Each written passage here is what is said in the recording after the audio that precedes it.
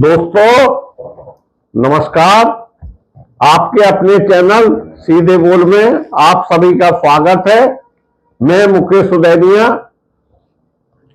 आपके सामने हाजिर हैं और अयोध्या के मामले में विशेष अंक लेकर आपको कुछ बताना चाहता हूं। अयोध्या में अदालती कानूनी कार्यवाही 1 से 61 साल तक चली। आज वो समय आ गया जब अयोध्या में प्राण प्रतिष्ठा का कार्यक्रम आयोजित किया जा रहा है। अयोध्या में राम जन्म स्थान मुक्ति के लिए सशक्त संघर्ष और बलिदान का ही सबसे लंबा इतिहास नहीं, इतनी लंबी अवधि तक चलने वाली कानूनी लड़ाई का उदाहरण भी दुनिया में दूसरा नहीं है। कोई 500 वर्ष के कुल संघर्ष में लगभग 160 साल कानूनी लड़ाई के हैं। मतलब 500 वर्ष तक जो संघर्ष चला है उसमें 1 से 61 वर्ष कानूनी लड़ाई लड़ी गई है। बहुत बड़ी बात है। राम जन्म स्थान पर पक्के निर्माण के लिए पहली बार 1858 में प्रशासन को आवेदन दिया गया था दोस्तों, और अदालत में पहला मुकदमा 1885 में दायर हुआ था दोस्तों। यह सारे विवरण लेखक और फैजाबाद के गजटर में मौजूद हैं। बाबर काल में राम जन्म स्थान मंदिर को ध्वस्त कर मस्जिद बनाए जाने के बाद अकबर काल में हिंदुओं को एक चबूतरा बनाकर भजन करने की अनुमति मिल गई थी। वह चबूतरा औरंगजेब काल में नष्ट कर दिया गया था दोस्तों, किंतु अवध के नवाब सदाकत अली के समय चबूतरा पुनः बहाल हो गया था दोस्तों।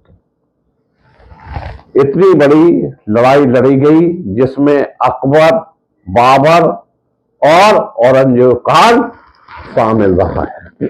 समय के साथ भारत की में अंग्रेजों के अधीन हो गई थी। तब 1858 में अंग्रेज कलेक्टर के समक्ष इस चबूतरे पर छत डलवाने की अनुमति देने के लिए आवेदन दिया गया था। इसका उल्लेख अयोध्या रिविजिटर नामक पुस्तक में इनके अनुसार कलेक्टर ने रिपोर्ट मांगी थी, जो 1 दिसंबर 1858 को प्रस्तुत की गई थी दोस्तों। रिपोर्ट में चबूतरा और पूजन का विवरण है। मांगी गई अनुमति तो नहीं मिली, लेकिन तारों की एक बाल लगाकर विवादित भूमि परिसर में मुसलमानों और हिंदुओं को अलग अलग पूजा और नमाज करने की इजाजत मिल गई थी। अदालत में पहली बार इसे 27 वर्ष बाद 1885 में पहली बार मामला अदालत पहुंचा और निर्मोही अखाड़े के महंत रघुवर दास ने फैजाबाद के जिला न्यायालय में एक याचिका दायर की थी। उन्होंने अदालत से 2 मांग की थी। एक, बाबरी ढांचे के बाहरी भाग में स्थित राम चबूतरे पर बने अस्थायी मंदिर को पक्का बनाकर छत डालने की, और दूसरी मांग इस स्थल के स्वामित्व देने की गई थी दोस्तों। यह मुकदमा लगभग 2 वर्ष तक चला।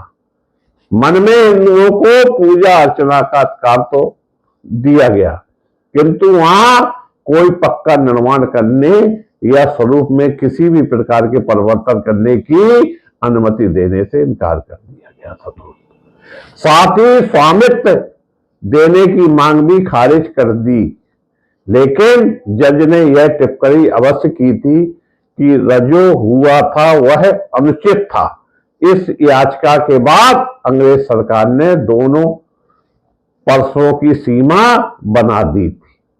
इसके कुछ वर्ष शांति रही और दोनों पक्ष अपने अपने परसरों में पूजा, भजन और नमाज पढ़ते रहे, लेकिन यहां शांति अधिक दिनों तक ना रह सकी। संतों और राम सेवकों का अंतिम संघर्ष 18 से 58 के न्यायालय के निर्माण से पहले जो स्थिति सामान्य रही, लेकिन कुछ समय बाद कट्टरपंथी उपपत्तियों तत्वों में पुनः सक्रिय हुए और उन्होंने पूजा भजन में बाधा डालने लगे, प्रतिकार भी करने लगे। इससे आए दिन थोड़ा बहुत विवाद होने लगा। तब निर्मोही अखाड़ा और गोरक्ष पीठ के आह्वान पर साधु संत को एकत्रित हुए और राम स्थान की सुरक्षा का दायित्व संभाला। 1934 में संतों ने चबूतरे का विस्तार और मूर्ति की प्राण प्रतिष्ठा का प्रयास शुरू हुआ तो पुलिस ने असफल कर दिया। 1935 में गोरक्षा पीठ पर दिग्गज नाथ आसीन हुए। उन्होंने इस सत्याग्रह संघर्ष को आगे बढ़ाया और विवाद बढ़ा तो अंग्रेज सरकार ने यह पूरे क्षेत्र को अपने अधिकार में ले लिया तथा नमाज एवं पूजन दोनों पर प्रतिबंध लगा दिया। 1946 में बाबरी मस्जिद पर शिया संगठन ने भी दावा किया, किंतु निर्णय हुआ कि बाबर सुन्नी मुसलमान था, इसलिए यह मस्जिद सुन्नियों की है। रामलला का प्रकटीकरण पर भी एक के मामले में हम आपको बताते हैं। जुलाई 1949 में संतों ने मस्जिद के बाहर राम चबूतरे पर एक छोटा सा मंदिर बनाने का प्रयास किया। इस पर स्थायी प्रशासन की सहमति तो नहीं दी, पर आपत्ति भी नहीं की। इससे राम चबूतरे पर अस्थायी राम मंदिर बनाने घर का काम आरंभ हो गया। इसका विरोध हुआ तो प्रशासन ने हस्तक्षेप करके निर्माण रुकवा दिया। कुछ महीने काम रुका रहा, लेकिन 22 और 23 दिसंबर की रात मस्जिद परिसर में राम, सीता और लक्ष्मण की मूर्तियां प्रकट हुई। एक पक्ष का कहना था कि रामलला स्वयं प्रकट हुए हैं, जबकि दूसरे पक्ष का कहना था कि मस्जिद पर अत्कार करने के लिए रात में यह मूर्तियां रख दी गई। इस पर भारी हंगामा हुआ और प्रशासन ने 29 दिसंबर को यह परिसर अपने अधिकार में लेकर रिसीवर को बिठा दिया। प्रशासन की इस कार्रवाई का मुसलमान पक्षों ने समर्थन किया और हिंदू पक्ष ने यह विरोध दिल्ली तक पहुंचा। विवाद को सुलझाने के लिए प्रधानमंत्री पंडित जवाहरलाल नेहरू ने उत्तर प्रदेश के मुख्यमंत्री गोविंद बल्लभ पंत को मूर्तियां हटाकर यथास्थिति बनाए रखने को पत्र लिखा। भारी जन विरोध को देखकर कलेक्टर कोई कड़ा कदम न उठा सके और मामला अदालत चला गया, जिससे मूर्तियां यथास्थान पर रही। 16 जनवरी 1950 को एक याचिका अदालत में प्रस्तुत हुई दोस्तों, जिसमें मूर्तियां न हटाने और नियमित पूजन की अनुमति मांगी गई। याचिका में परिसर का स्वामित्व भी मांगा गया। यह याचिका गोपाल दास विसावत ने प्रस्तुत की थी। अदालत ने मूर्ति यथास्थान बनाए रखने, केवल पुजारी द्वारा नियमित पूजन करने और जन सामान द्वारा केवल बाहर से दर्शन करने का आदेश दिया। इसके साथ प्रशासन द्वारा की गई तालाबंदी को भी यथावत रखने का आदेश दिया गया, लेकिन स्वामित्व का मुकदमा विचाराधीन रखा। इसी बीच स्वामित्व एवं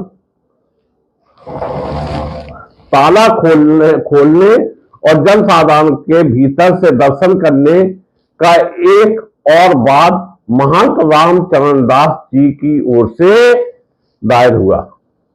जिला अदालत में दोनों मामले लंबित रहे। शीघ्र निर्णय करने की याचिका इलाहाबाद उच्च न्यायालय में लगी। 1955 में उच्च न्यायालय ने दोनों मुकदमे को जल्द निस्तारित करने के निर्देश दिए थे।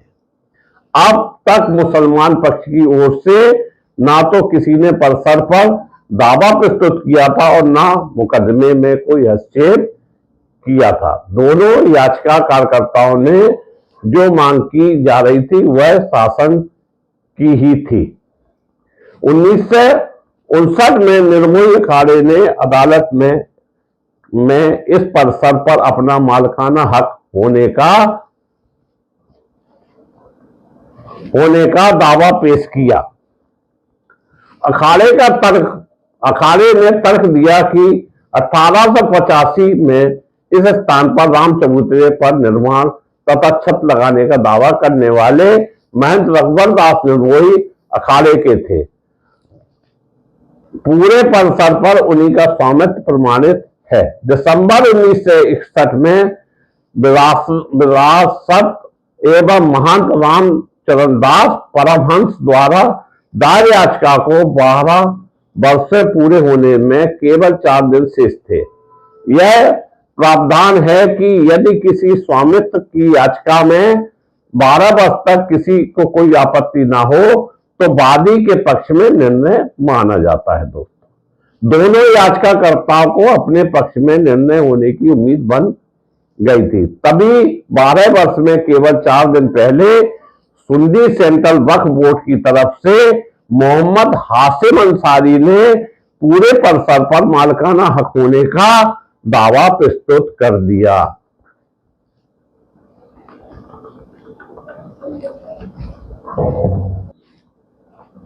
चली और आज 22 जनवरी को जो प्राण प्रतिष्ठा होना है, निश्चित रूप से एक अच्छा दिन भारतवर्ष में माना जा रहा है।